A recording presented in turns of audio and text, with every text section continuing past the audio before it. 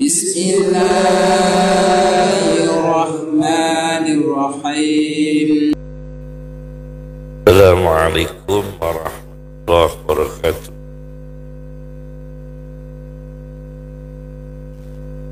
Bismillahirrahmanirrahim. Alhamdulillah, salatan wassalaman ala sayyidina Muhammad ibn Abdillah wa ala man sahibah wa tabi'ah ba'd.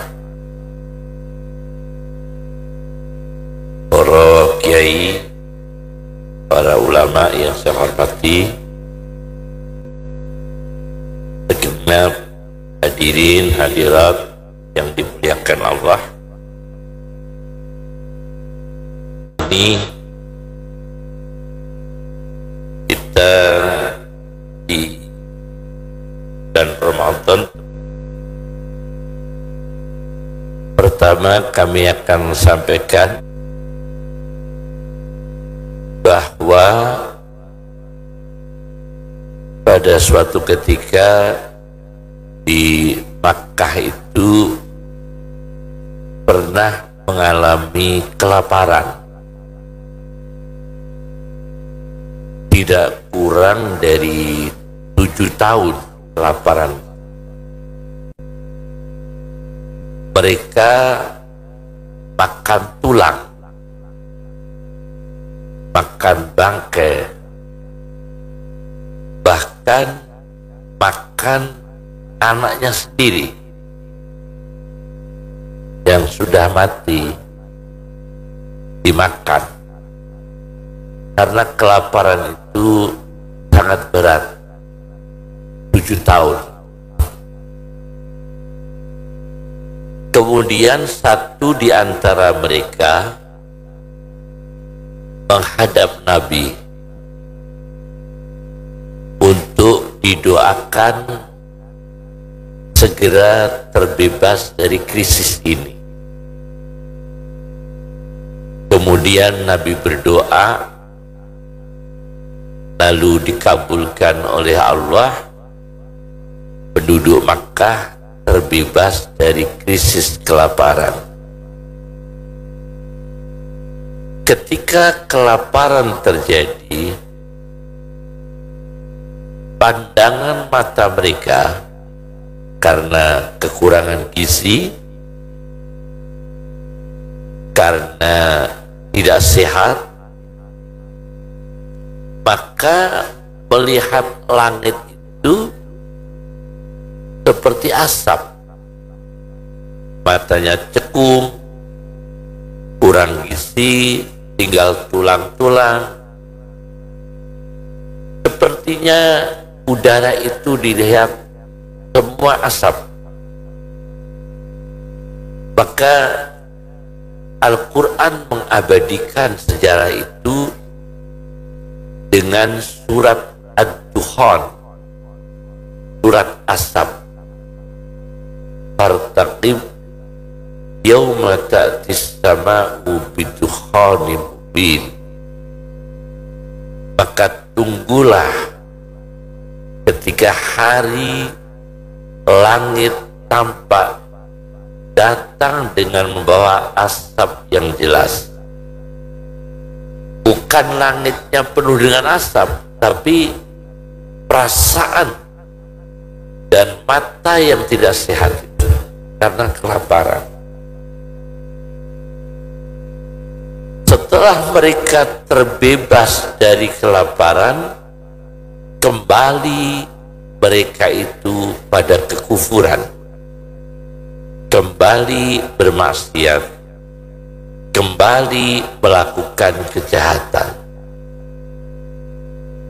Jadi Mekah pernah terjadi Mekah gelap sebelum ada istilah Indonesia gelap.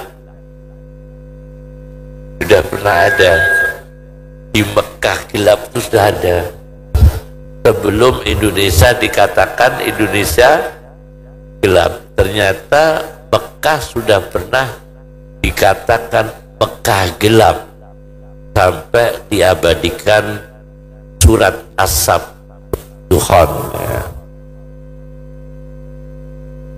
Ini ditulis oleh Jalaluddin Asyuti dalam bukunya Lubabud Dukhul.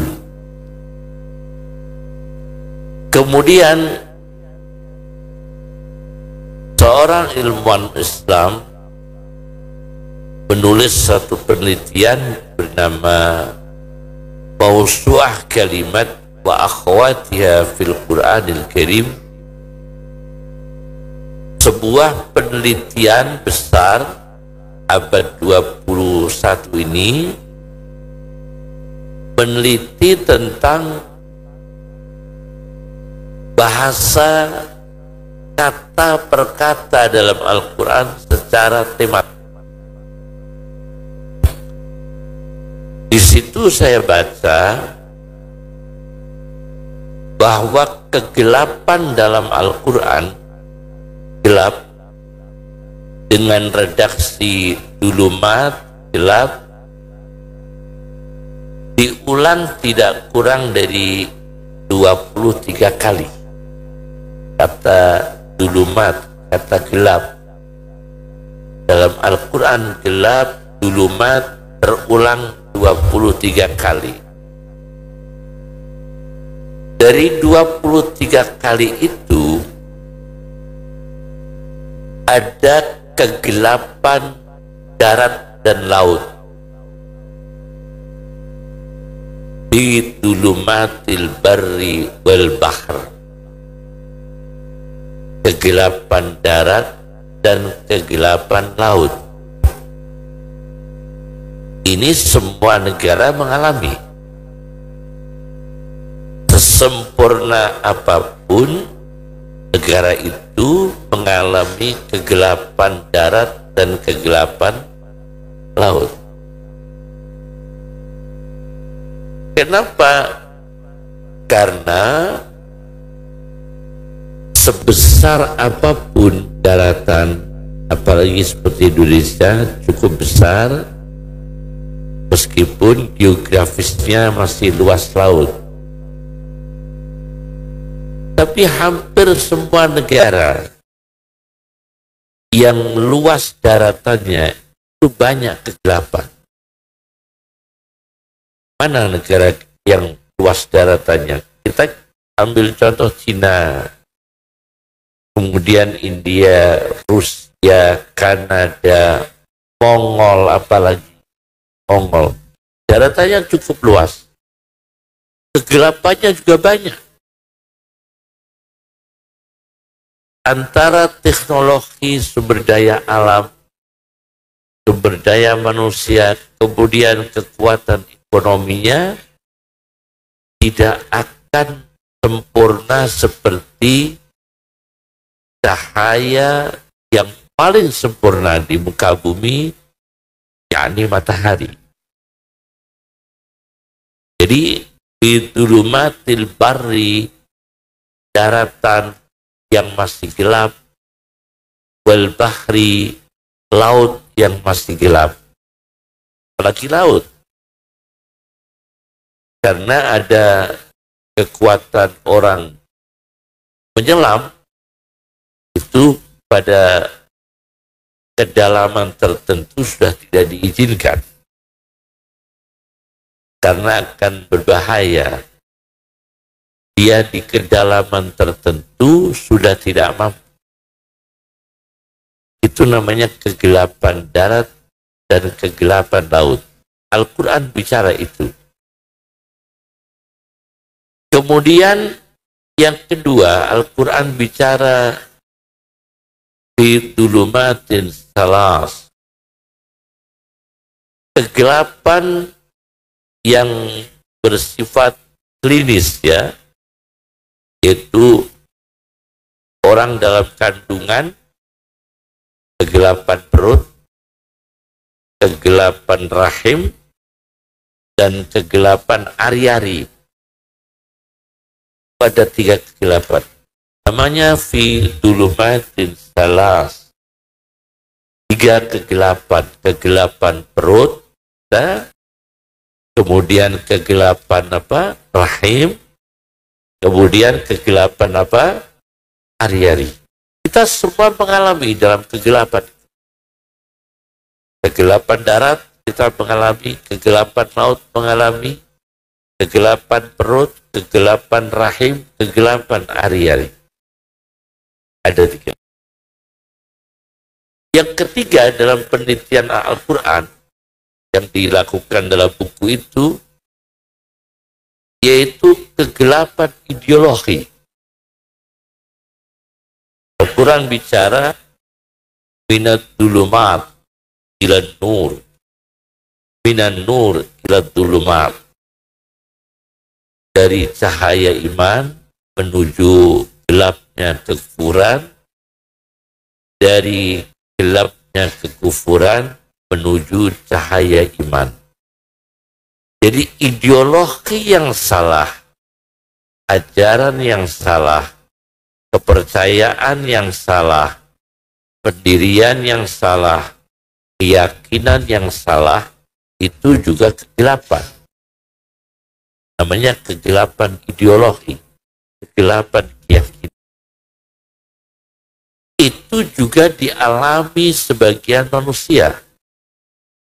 Al-Quran bicarakan itu, yaitu minat dulumat ila nur, minan nur ila dulumat. Meskipun negara itu sudah maju, kegelapan ideologi masih ada. Masih ada sampai sekarang. Masih ada sampai sekarang. Namanya orang yang punya ajaran bunuh diri massal masih ada. Kemudian orang yang melegalkan daging manusia masih ada. Warung-warung daging manusia masih ada. Pas manusia yang sudah mati. Panama itu ada satu kampung. Di kampung itu manusia mati dilegalkan untuk dimakan. Jadi kalau manusia mati, kalau di sini ditahlilkan, dihormati, diupacarakan proses jenazahnya. Di Panama dimakan. Saya ketemu 3 orang dari mereka. Saya pernah ketemu 3 orang Panama, mengaku pada saya itu pemakan manusia. Dan saya tobat, dan saya menekuni agama Islam, akhirnya menjadi ulama hadis. Jadi di dunia ini ada ulama hadis, saya ketemu, dulu pemakan manusia. Bukan manusia hidup ya, bukan membunuh. Manusia sudah mati, tapi dimakan. Nah, di sate atau di opor. Itu di Panama. Sebagian dari mereka jadi ulama. Dan pernah ketemu kami salah satu negara di Pakistan. Waktu itu kami di Pakistan, satu ruang dengan dia, cerita ke saya itu kiai dulu pemakan manusia. Ajib. Ini namanya kegelapan keyakinan. Kemudian kegelapan yang keempat, yaitu kegelapan yang visual. Ini bila lampu ini mati, waja'alat dhulumat wan nur, Allah menjadi gelap dan cahaya. Kegelapan yang indrawi, kelihatan mata, visual, kelihatan. 4 macam kegelapan dibicarakan dalam Al-Quran. Apakah Indonesia ini gelap? Nah, Kita sekarang meraba, gelap yang mana Indonesia? Kalau kegelapan darat, ya bukan hanya Indonesia. Di semua negara ada daratan yang belum ada listriknya. Kegelapan laut, ya bukan hanya Indonesia. Kemudian kegelapan klinis seperti perut, rahim, ari-ari, ya bukan hanya bangsa Indonesia. Kemudian kegelapan visual juga bukan hanya bangsa Indonesia. Nah, kegelapan yang satu ini, ideologi, keyakinan, ajaran, doktrin, itu yang perlu dipelajari dengan detail. Karena ini menyangkut nilai hidup dan arah hidup manusia. Contohnya begini. Orang kaya itu kegelapannya di mana? Apabila rezeki yang diakumulasi itu tidak halal. Dan apabila dia tidak empati terhadap orang yang di bawahnya, itu gelap. Kegelapan orang berilmu, di mana kegelapan orang berilmu? Apabila ilmu itu dipakai untuk riset, kemudian riset itu uji coba dengan merusak ekosistem, kemudian merusak hayati, kemudian merusak manusia. Nah, itu kegelapan orang berilmu. Kemudian kegelapan orang bodoh. Di mana kegelapannya? Dia tidak ada ketertarikan dengan ilmu. Kegelapan orang yang berdosa, jauh dari Tuhan, dari Allah Subhanahu wa Ta'ala. Nah, kegelapan-kegelapan ini mungkin tidak begitu diperhatikan, maka makna gelap yang sebetulnya terminologinya itu tidak khusus ekonomi, tapi bangsa itu sensitif dengan ekonomi. Begitu ekonomi terpuruk, baru dia mengatakan gelap. Padahal gelap itu belum terburuknya ekonomi, dia sudah gelap. Tidak beribadah, gelap. Tidak berilmu, gelap. Tidak punya iman, gelap. Tapi dia merasa gelap itu apabila krisis ekonomi. Ini sebetulnya apa yang dikhawatirkan oleh Max Weber waktu itu. Teorinya hampir mirip. Max Weber tentu tidak melihat Al-Quran. Tapi dia mengatakan apabila manusia itu cenderung pada materi dan industri, akan jauh dari agama. Akan jauh dari agama. Bahkan dia memandang taat beragama, tapi ekonomi yang suram, itu gelap. Ekonomi yang sukses, tapi tidak mengamalkan agama, tidak terasa gelap. Aneh kan? Ternyata Al-Quran di surat Al-Jum'ah mengatakan Wa idza ra'au tijaratan, dan apabila mereka melihat perdagangan, au lahwan, atau melihat hiburan, infaddu ilaiha, maka mereka lebih memilih dagang dan hiburan daripada agama. Ada enggak hiburan ditinggalkan orang mau jamaah, atau jamaah ditinggalkan mau lihat hiburan? Mana yang terjadi? Jamaah ditinggalkan lihat hiburan, atau hiburan ditinggalkan mau berjamaah? Mana yang terjadi itu? Tentunya jamaah ditinggalkan untuk hiburan. Pasar ditutup untuk pergi ke masjid, pokoknya, atau tidak ke masjid untuk ke pasar.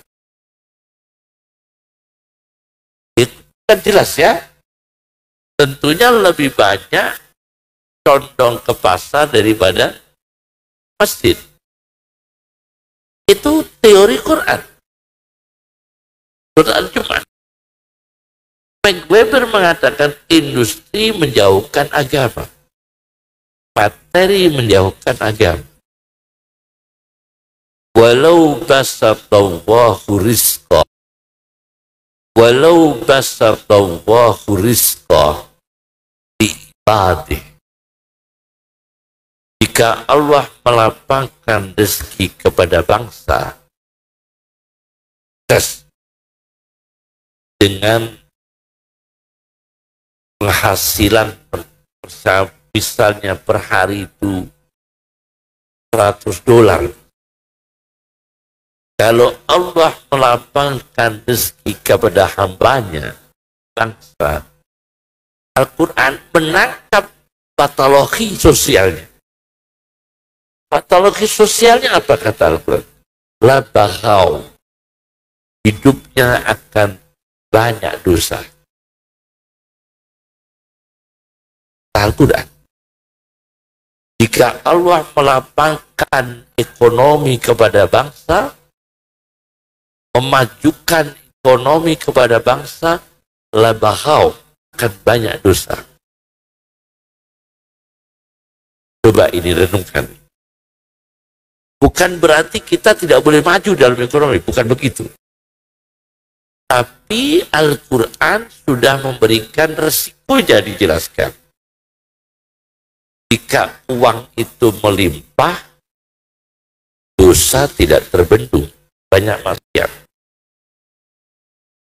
Kenapa karaoke nggak punya uang? Karena udah nggak punya uang. Kenapa kamu sudah tidak berjudi, tidak punya uang? Coba kalau punya uang, ya. Maka Al-Quran bukan bicara tidak majunya ekonomi, tapi Al-Quran bicara resiko tingginya pendapatan manusia. La baghau fil ardi, tentu mereka akan aniaya, akan zalim, akan banyak dosa. Meskipun tidak semua manusia seperti itu. Nah, ini namanya kegelapan. Sangat berbahaya. Oleh karena itu, pada nuzul Quran ini, kita fahami Indonesia gelap itu, kalau gelapnya itu dimaknai gelap secara ekonomi, selama imannya masih kuat, ideologinya kuat, akhlak baiknya terjaga, psikologinya sehat, jiwanya sehat, masih bahagia bangsa Indonesia. Masih bahagia bangsa Indonesia. Meskipun sulit ekonomi. Karena negara yang maju ekonominya banyak hilang. Bahrain karo Arab. Kemudian Bombay kalau di Arab, Bahrain. Pusat maksiat, pusat dosa. Bukan karena mereka miskin, karena kaya. Banyak uang. Karena rezeki melimpah, uang melimpah. Jadinya seperti itu di Bahrain. Banyak maksiat, banyak kemungkaran, banyak perjudian. Ini kegelapan. Jadi kalau makna gelap itu bangsa Indonesia ekonominya menurun, insya Allah masih bisa terang, masih bisa bercahaya kalau masih punya iman, masih punya ibadah, masih punya ada keyakinan pada Allah Subhanahu wa Ta'ala. Ini makna yang pertama. Kemudian makna yang kedua adalah kasus-kasus. Nanti akan saya sampaikan kasus-kasus. Bangsa yang tidak gelap adalah bangsa yang jiwanya tidak mengalami stres berat. Bangsa gelap. Ada satu hadis dari Sahih Bukhari, kemudian dikumpulkan oleh seorang penterjemah orientalis, Muhammad Fuad Abdul Baqi, dalam karyanya Al-Lu'lu' wal Marjan Fima Ittafaqu Alaihi Istihan. Abu Musa al-Ash'ari itu pernah sakit, pingsan, sakit pingsan. Setelah pingsan, beliau mengatakan bahwa setelah Abu Musa al-Ash'ari pingsan, beliau mengatakan sabda Rasulullah SAW, Allah cuci tangan, yakni tidak mau mengurus, diterlantarkan Allah. Satu solikah, apa? Perempuan yang berteriak-teriak apabila ada musibah. Solikah itu diterlantarkan Allah. Jiwanya nggak sehat. Perempuan yang teriak-teriak apabila ada musibah, tidak punya uang, teriak-teriak, dia berekspresi stres, itu tidak disukai Allah. Gelap, ya ibu-ibu ya. Jadi kalau ibu-ibu anaknya meninggalkan sholat dengan menghilangkan sepeda motor, mana yang lebih sedih? Anaknya ibu ini ada yang nggak sholat, yang satu menghilangkan motor. Lebih sedih mana kehilangan sholat sama motor?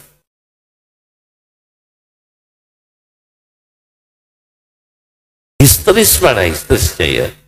Mana marahnya di mana mas? Ini solikah, perempuan yang teriak apabila ada musibah. Allah cuci tangan, tidak mau mengurus. Yang kedua, khalikah, perempuan yang mencukur rambutnya apabila ada musibah. Stres. Yang ketiga, syakah, perempuan yang merobek-robek bajunya apabila ada musibah. Jadi bangsa itu disebut gelap apabila jiwanya seperti itu. Pria atau wanita. Hadisnya contoh perempuan, tapi bukan hanya perempuan. Pria atau wanita. Apabila mental seperti itu, itulah bangsa yang gelap. Paham ya? Itu bangsa yang gelap. Tariqah, halikah, menyukur rambutnya, kemudian syakah, merobek-robek bajunya. Banyak negara maju, tapi gelap. Asia Tenggara ini bunuh diri tertinggi Singapura. Bunuh diri tertinggi Singapura. Untuk wilayah sini. Uang muda banyak bunuh diri. Korea Selatan banyak bunuh diri. Jepang banyak bunuh diri. Berarti ini gelapnya di mana ini? Ekonomi atau? Berarti gelapnya pada jiwanya, pada mentalnya. Bangsa Indonesia semoga dijaga oleh Allah. Kesehatan jiwanya, kesehatan mentalnya. Ini ilustrasi kasus pertama. Yang kedua, ada satu kasus lagi. Ini namanya kegelapan pemimpin, tokoh publik, pejabat, kepala negara, kepala daerah. Itu gelapnya di mana? Gelapnya pejabat. Ada itu. Saya baca dalam satu buku, satu kitab namanya Al-Mukhtar di Manaqibil Akhyar, karya Ibnul Asir Al-Jazairi. Kamu menteri kepercayaanku, tolong kamu yang memandikan saya. Satu. Kedua, mengkafani saya. Ketiga, yang memasukkan jasad saya ke dalam kubur. Keempat, nanti kalau sudah masuk, tolong kafan saya dibuka. Setelah ditaruh, dibuka. Nasib saya bagaimana? Sebab kepala negara 3 kali yang saya alami. Mohon maaf. Kepala negara yang saya alami selama ini meninggal dunia, saya yang mengubur, kata Umar bin Abdul Aziz. Tapi kepala negara itu 3 kali aku temukan. Setelah dimasukkan dalam kubur, begitu saya buka kafannya, tidak bisa dihadapkan ke arah kiblat. Jadi kepala negara yang mati 3 kali itu, pengalaman Umar bin Abdul Aziz, itu semua dihadapkan kiblat, balik lagi. Tidak bisa. Dihadapkan kiblat, balik lagi. Tidak bisa. Ini hati-hati nih ya, pejabat ini hati-hati. Tidak ada begitu. Ini kegelapan. Dan itu pengalaman Umar bin Abdul Aziz mengubur kepala negara selama 3 kali. 3 khalifah, 3 sultan. Aku kubur, begitu ditaruh di hadapan kiblat, saya buka kafannya, balik. Membelakangi kiblat. Membelakangi kiblat. Dikembalikan lagi, balik lagi. Tidak bisa masuk. Apa ini? Ini kepala negara 3 kali yang kubur Umar bin Abdul Aziz. Kelasnya yang kubur aja Umar bin Abdul Aziz. Mohon maaf, ini tidak kelasnya Pudin, kelasnya Umar bin Abdul Aziz, ulama besar dan sultan dan orang yang dekat dengan Allah. Nah, jadi kita para pejabat hati-hati dengan kegelapan. Kesuksesan di dunia ini sangat sebentar. Al-Quran mengatakan ila ajalin musamma, ila qadarin ma'lum, ada ukuran, ada takaran. Mata'un qalil, materi yang menyenangkan yang sebentar sekali. Mata'un qalil, materi yang sebentar sekali. 5 tahun, cuma 10 tahun, sebentar sekali, tidak lama itu. Siapapun pejabatnya, pejabat apapun, jangan yakini akan lama itu. Nah, yang ditakutkan ini nanti mengalami kegelapan. Itu dia meninggal dunia, kegelapan di alam barzahnya. Belum lagi kegelapan di rumah tangganya, kegelapan di rezekinya, kegelapan di akhirat. Ini juga harus dipelajari dan mengambil teladan Rasulullah SAW. Saya ambil contoh. Memang tidak semua pejabat itu zalim. Banyak yang baik, yang bersih banyak. Cuma kalau orang orang ditanya, manusia itu sifat dasarnya apa? Kalau kata Rasulullah SAW, setiap manusia itu kan fitrah, lahir keadaan Islam. Nah, setelah berkembang, sifat dasarnya apa? Karena Al-Quran, menurut penelitian saya, ketika membicarakan manusia 65 kali dalam Al-Quran, insan itu dalam Al-Quran 65 kali. Kata insan, kata manusia dalam Al-Quran 65 kali. Itu temanya yang saya pahami, mayoritas adalah tema-tema keburukan manusia. Coba diteliti. 65 kali kata insan dalam Al-Quran bicara tentang keburukan.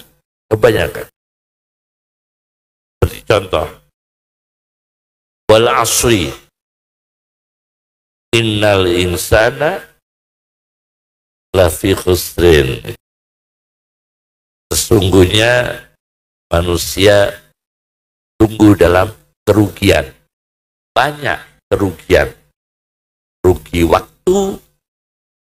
Apa rugi waktu?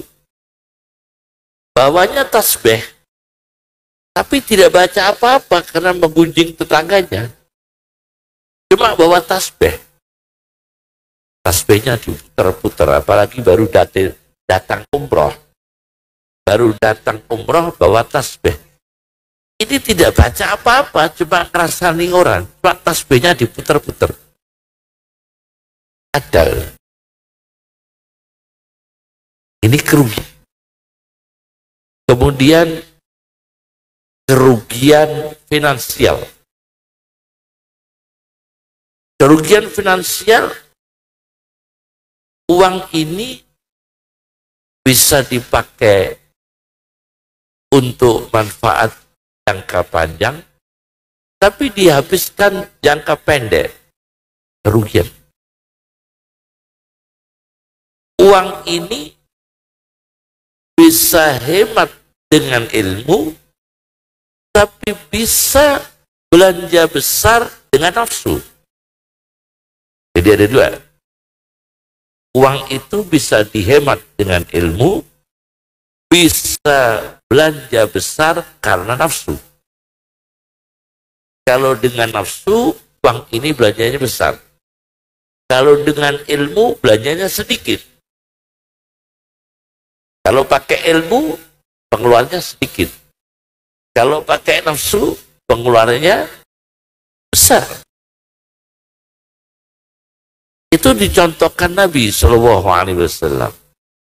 Maka kalau membelanjakan uang, pakailah ilmu, bukan nafsu, supaya tepat pengeluarannya, tepat belanjanya, hemat. Ada lagi bicara, Al-Quran bicara tentang manusia, wa kanal insanu ajula. Manusia itu sifat dasarnya tergesa-gesa. Tergesa-gesa kenaikan pangkat, ada enggak? Ada kan ya? Orang yang memaksakan diri untuk kenaikan pangkat tergesa-gesa. Akhirnya tidak karir. Ada enggak itu? Di dunia ini. Ada ya di dunia ini ya? Di dunia. Katakan di dunia. Ada enggak orang yang tergesa-gesa dikatakan orang kaya? Maka membabi buta. Bangunannya mewah, rumahnya mewah, hutang semua. Hutang semua karena tergesa-gesa disebut kaya. Dan itu kegelapan juga dalam hidupnya. Yang lebih ngeri adalah tergesa-gesa dianggap orang berilmu. Nah ini lebih bahaya. Ada satu kitab namanya Min Akhlaqil Ulama. Kumpulan tentang akhlaknya para ulama yang banyak ditulis oleh orang-orang Al-Azhar Mesir, dosen-dosen Al-Azhar. Saya baca di situ ada kasus di Swedia. Ada dokter internis, orang pinter, dokter internis. Ada pasien. Kata dokter internis, pasien ini harus dibedah. Karena dia bukan ahli bedah, maka tindakan eksekusi harus dirujuk pada dokter bedah. Dokter bedah bahasa Arabnya apa? Jarrah.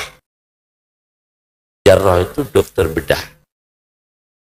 Begitu pasien ini dibawa ke dokter bedah, oleh dokter bedah dinyatakan tidak perlu operasi, tidak perlu tindakan, cukup dengan obat. Dokter yang ahli mengatakan tidak usah operasi. Kembali pada dokter internis, harus operasi. Dokter bedahnya bilang tidak operasi. Akhirnya, ini di Swedia ini, negara maju, bukan Indonesia. Akhirnya, dokter internis yang di Swedia itu berjibaku. Asia itu dibedah sendiri. Padahal dia bukan ahli bedah.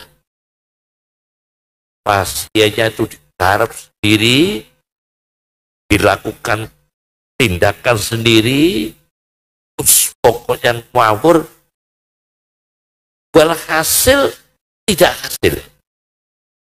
Yakni innalillah wa inna ilaihi raji'un. Mati orangnya. Meninggal orangnya. Ini orang tergesa-gesa, ego, dia bukan ahlinya, memaksakan diri melakukan tindakan yang ahlinya. Tidak boleh. Itu kegelapan orang berilmu. Kegelapan orang berilmu. Jadi kalau membaca kegelapan Indonesia, jangan kita hanya sempit memandang gelapnya itu di ekonomi. Lebih ngeri kalau gelapnya itu pada akhlak dan keyakinan. Kalau masih punya iman, masih sholat, masih ibadah, masih ingat Allah, insya Allah masih bersinar hatinya itu. Masih ada rimnya, masih ada kendali. Kemudian kasus berikutnya adalah kasus kegelapan barzah. Kegelapan alam kubur. Perlu saya sampaikan bahwa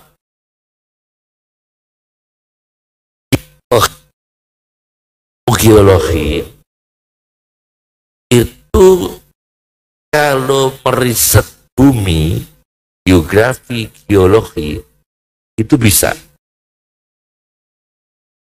Tapi kalau meriset barzah tidak bisa.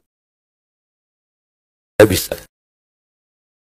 Jadi ilmu geologi ya, kalau meriset bumi itu bisa, menyelidiki tentang bumi bisa.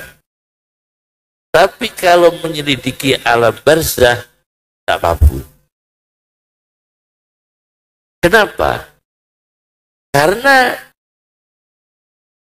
hukum Allah yang diterapkan pada alam barzah, meskipun itu bumi, itu bukan lagi hukum seperti hukum geologisnya. Beda. Nanti saya kasih contoh-contoh ya. Jadi misalnya ya, munculnya api, itu kalau dipelajari, ada daerah gunung berapi, seperti ada gunung berapi dalam laut. Ketika Buya Hamka, Profesor Hamka menafsirkan ayat wa idal biharu sujirat, ketika laut itu dinyalakan, beliau tafsirkan gunung Krakatau yang di dalam laut itu kan berapi. Wa idal biharu sujirat, ketika laut dinyalakan. Tapi kalau di alam barzah tidak bisa diriset. Mendadak ada api. Dari mana ini? Diselidiki dari mana mendadak ada api? Mendadak ada binatang. Satu kasus di Yordan. Kasus di Yordan. Ada orang mati di Yordan, dikubur. Kuburan digali. Kuburan digali itu ada ularnya. Ada ularnya. Dan disaksikan banyak orang. Lalu kuburan itu dipindah sebelah. Sebelahnya digali. Ular ini ngeleng. Di situ ada ular lagi. Lalu dipindah lagi di tempat satunya, ular yang tadi mendadak ada di situ. Sampai 30 tempat. Itu di Yordan. Nah, bisakah ini diriset? Dari mana munculnya binatang ular itu? Jenis tanah apa ini? Karena ularnya sama dengan 30 tempat, 30 kali pegang. Dan suara lilitannya itu mematahkan tulang-tulangnya terdengar dari luar kubur. Ternyata mayit ini orang baik. Orang baik, tidak pernah judi, tidak pernah menipu, ahli puasa, ahli baca Quran. Sayang satu, tidak pernah sholat. Jadi kebaikan macam-macam dilakukan, sholat enggak. Ini jelas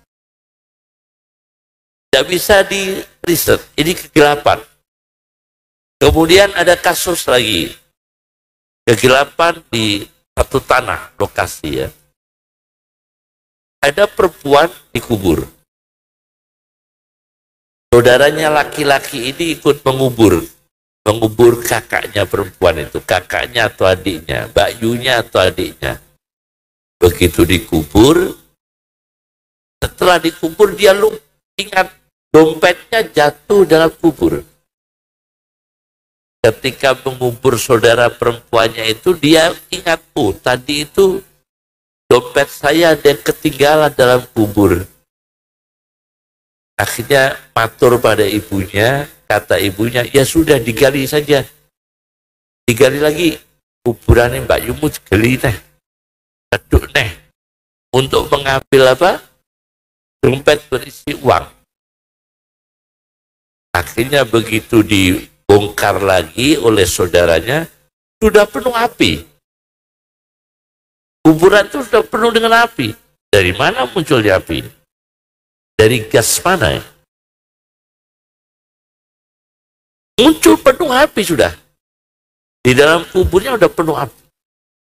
Lalu ibunya ditanya oleh anaknya itu, Ibu, bagaimana ini kakak kita, saudara saya perempuan, baru saja dikubur, kita bongkar lagi sudah penuh dengan api. Mbak Yumu itu orang baik. Sayangnya dua perkara ini. Suka adu domba tetangga, suka puji tetangga, suka adu-adu tetangga. Dan yang kedua, sholatnya ditunda-tunda. Ada kasus. Ini tidak bisa kegelapan alam barzah itu diriset dengan ilmu ketahuan. Tidak bisa. Maka Rasulullah SAW ketika beliau itu mensolati seorang wanita yang sudah dikubur beberapa hari yang lalu, Nabi belum menyolati, Nabi Muhammad menyolati, menyusul. Boleh tidak? Mayit sudah dikubur, kita baru menyolati. Boleh. Tapi jangan lama-lama. Kalau beberapa ulama mengatakan jangan lebih 3 hari. Ada yang mengatakan jangan lebih 1 bulan. Ya, jadi misalnya putranya keluarga ada yang belum datang dari luar kota, belum ikut sholat jenazah ayahnya atau ibunya, sudah dikubur, masih bisa sholat jenazah. Dikuburnya masih bisa. Imam Syafi'i memperbolehkan, Abu Hanifah tidak memperbolehkan, tapi Rasulullah pernah melakukan. Kemudian Imam Malik mengatakan ini khusus Rasulullah, tapi Imam Syafi'i boleh dilakukan.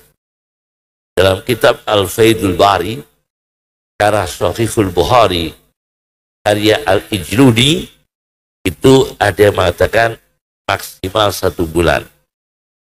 Di kitab yang lain maksimal 3 hari. Jadi misalnya ya, sudah dikubur, anaknya baru datang, masih bisa apa? Menyolati ya, dikubur ya. Bukan menyembah kubur ya, bukan menyembah kubur, menyolati mayit. Menyolati mayit. Nah, kata Rasulullah setelah menyolati perempuan yang meninggal tadi, perempuan ini orang baik, orang salihah. Kita membersihkan masjid, nyapu masjid, merapikan masjid, bersihkan sawang-sawang masjid. Begitu meninggal dunia, sudah dikubur beberapa hari yang lalu, Rasulullah menyolati. Apa kata Rasulullah? Rasulullah mengatakan, komplek kuburan ini gelap. Satu komplek kuburan ini gelap. Setelah aku menyolati perempuan ini, semua semua kuburan di sini menjadi padang cahaya. Nah, asnya gelap semua. Begitu aku menyolati jenazah perempuan ini, yang ahli bersihkan masjid, ahlinya masjid, aktif berkhidmat masjid, kuburan sekomplek ini menjadi terang, menjadi bercahaya. Berarti kegelapan alam barzah itu bisa tertolak apabila dengan amal baik, apabila dengan ibadah. Jadi kita sudah menjelaskannya, kegelapan langit, kegelapan darat, kegelapan laut, sampai kegelapan alam barzah. Ini yang saya sampaikan, karena kata gelap dalam Al-Quran itu 24 kali, maka terlalu panjang kalau kita bahas semua. Yang terakhir ini, terakhir ya. Alhamdulillah ya. Masya Allah.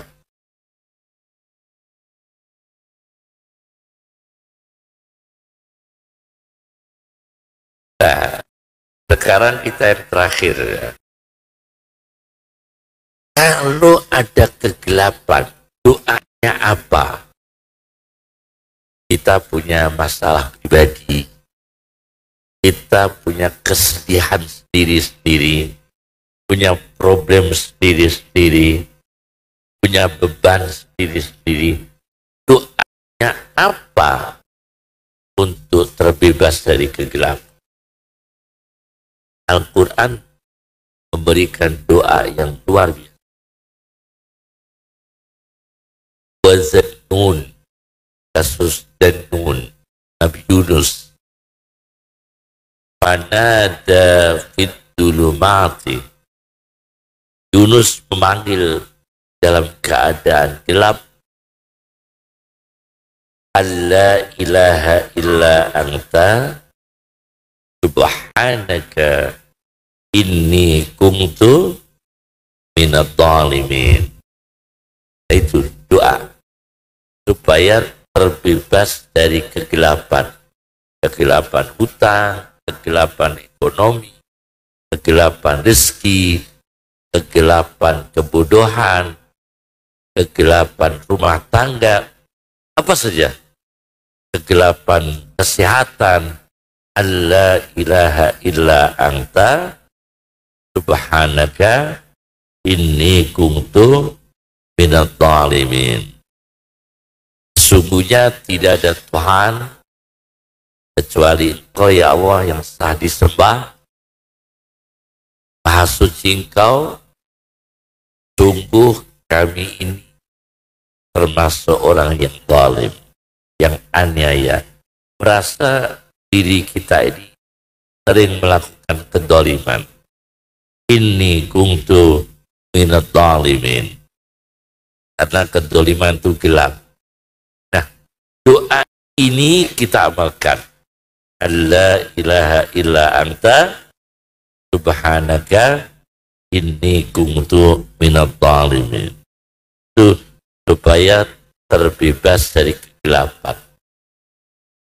Nabi Yunus disampaikan oleh Imam Tabari, Muhammad bin Jarir At-Tabari, dalam tafsir Al-Qur'annya Jami'ul Bayan At-Tabari. Nabi Yunus itu kan dimakan ikan paus. Tahu ikannya? Ikan yang memakan Nabi Yunus itu ikan apa? Paus. Karena Zannun. Nun itu kalau dibelian di kamus itu ikan paus. Nun itu ikan paus. Dimakan ikan paus. Begitu sampai di dasar laut, paling dasar laut, itu biasanya orang nggak bisa hidup loh Pak. Kapal selam itu tidak mampu sampai dasar. Yang saya tahu ya, kapal selam itu kan yang paling bagus kan Rusia. Itu tidak mampu loh Pak. sampai pol dasar laut. Tidak mampu. Nah, itu Nabi Yunus dimakan ikan sampai dasar laut, asfalil bahar. Kemudian apa pesan Allah kepada ikannya? Ini menarik. Ini sahih hadisnya. Ada catatan dari Ibnu Jarir dalam tafsir. Kata, wahai ikan, kamu makan Yunus, tapi jangan kamu robek-robek dagingnya. Jangan kamu patahkan tulangnya. Jadi Nabi Yunus masuk dalam perut ikan, tapi ikan itu sudah sesuai dengan SOP. Sudah sesuai SOP-nya. Tidak ngawur ikannya itu. Jadi ikannya itu nggak ngawur. Yang makan menelan Nabi Yunus itu sudah dikasih tahu oleh Allah. Jangan dicakar-cakar dagingnya, jangan dipatah-patahkan atau dipecah tulang-tulang Yunus. Masuk di situ. Kemudian Nabi Yunus ini mendengar ada suara-suara. Lalu dia berpikir dalam hati, suara apa ini? Wahyu datang, itu suara tasbih. Tasbihnya ikan. Tasbihnya hewan-hewan laut. Begitu mendengar tasbihnya hewan-hewan laut, berarti Nabi Yunus terinspirasi. Hewan laut ini hidup terlaut dengan tasbih. Bisa hidup, nyawanya masih kuat, fisiknya kuat meskipun di dasar laut. Ternyata hewan itu dengan tasbih. Maka Nabi Yunus tasbih. Maka Nabi Yunus langsung bertasbih, alla ilaha illa anta subhanaka inni kuntu minadh dhalimin. Jadi mestinya kalau angkatan laut harus apal doa ini ya. Kalau nyelam-nyelam ya, para penyelam-penyelam ini khawas ya. Khawas penyelam itu harus hafal karena ini didoakan di situ. Nah, akhirnya Nabi Yunus ditolong oleh Allah dan dikeluarkan dari perut ikan. Ini luar biasa. Insya Allah manfaat, moga barokah. Semoga kita diberikan panjang umur yang barokah. Keluarga, orang tua, depan, ke belakang, sebelum dan sesudah dimudahkan oleh Allah. Hari ini lebih baik daripada kemarin. Yang penting, kalau dikatakan di Indonesia gelap, jelas ada gelapnya di semua negara. Ada gelap akhlak, gelap kurang ibadah, gelap ekonomi, macam-macam. Cuma kita tidak terpaku di sana. La ilaha illa anta subhanaka inni kuntu minadh dhalimin. Allahumma akrimna bil ilmi, sayyidina bil hilmi, wa akrimna bit taqwa, وجملنا بالعافية. اللهم كن لنا ولا تكن علينا. اللهم بيدك الخير إنك على كل شيء قدير. سبحانك اللهم أشهد أن لا إله إلا أنت أستغفرك وأتوب إليك وآخر دعوانا أن الحمد لله رب العالمين. السلام عليكم ورحمة الله وبركاته.